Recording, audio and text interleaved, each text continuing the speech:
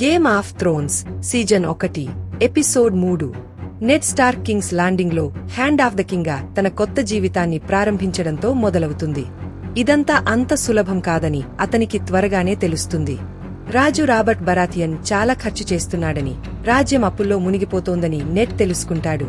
అదే సమయంలో little finger అని పిలువబడే పెట్రి బేలిష్ నెడ్ను ఒక వేశ్యాలయానికి తీసుకెళ్తాడు. అక్కడ అతనికి క్యాట్లిన్ స్టార్క్ కనిపిస్తుంది. క్యాట్లిన్ రహస్యంగా వచ్చింది.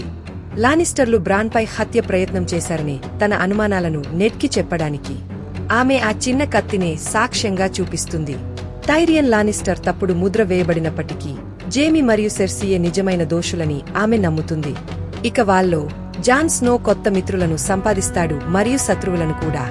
సామ్వెల్ టార్లీ అనే కొత్త యువకుడు వాల్కి చేరుకుంటాడు.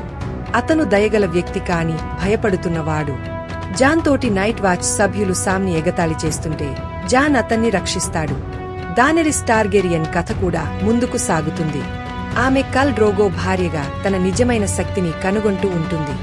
డోత్రాకి భాషను నేర్చుకుంటూ, తన సొంత నిర్ణయాలు తీసుకుంటూ, తన సొంత మార్గంలో నాయకురాలిగా మారుతుంది. ఆమె సోదరుడు విసెరిస్ ఇది చూసి కోపంతో ఉంటాడు. వింటర్ఫెల్లో బ్రాన్ స్టార్క్ తన కొత్త జీవితానికి అలవాటు పడాలని నేర్చుకుంటున్నాడు. అతనికి వింతైన కలలు వస్తుంటాయి.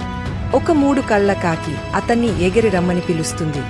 లార్డ్ స్నో ఎపిసోడ్లో రాజకీయాలు మరింత సంక్లిష్టమవుతాయి.